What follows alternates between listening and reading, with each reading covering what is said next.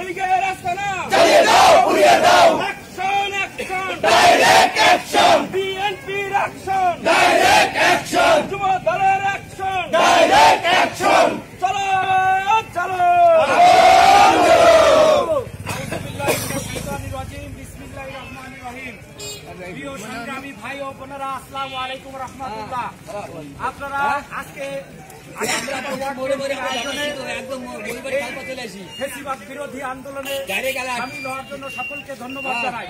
প্রিয় উপস্থিতি, আপনারা নিশ্চয় জানেন সারা বাংলাদেশের ভিতরে খুলনা সিটি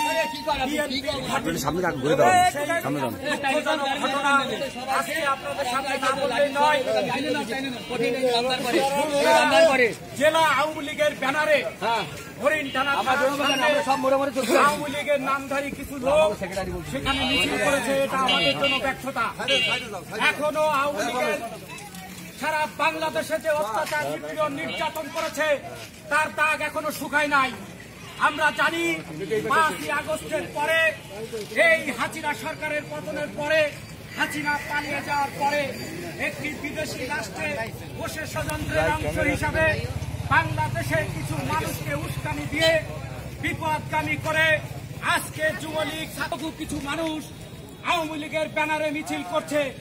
আমরা হুঁশিয়ারি করে সাবধান করে বলতে চাই, এই ফ্যাসিবাদের বিরুদ্ধে, ফ্যাসিবাদের পক্ষে আগামী দিনে যারা সহযোগিতা করবেন, রাজপথে নামবেন, তাদেরকে আমরা হুঁশিয়ারি করে বলতে চাই, হুঁশিয়ার, আপনারা সাবধান হয়ে যাবেন। এই হাসিনা পতনের যারা ফ্যাসিবাদ, তাদের পক্ষে অবস্থান নেবেন না। যদি নেন তাহলে আপনাদের পরিণতি হবে ভয়াবহ।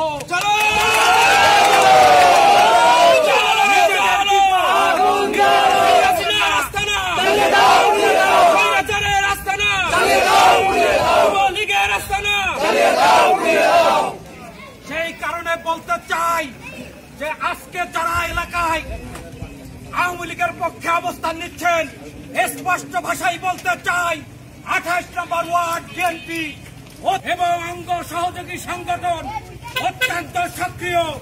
আপনারা দয়া করে এরকম ঔদ্ধত্যপূর্ণ আচরণ দেখাবেন না, আপনাদের পরিণতি ভয়াবহ। সেই কারণে বলতে চাই, আবারও দয়া করে প্রশাসনকেও বলতে চাই, আপনারা তীক্ষ্ণ বিবেক বিবেচনা বুদ্ধি রাখে খাটিয়ে আগামী দিনে যেন এই স্বৈরাচারী সরকারের কোন লোক রাজপথে নামতে না পারে, এবং আমরা এলাকায় যারা যার অবস্থানে আছি আমরা প্রতিহত করে পুলিশকে ধরিয়ে দেব, এই আশাবাদ ব্যক্ত করে বক্তব্য শেষ করছি। বাংলাদেশ জিন্দাবাদ।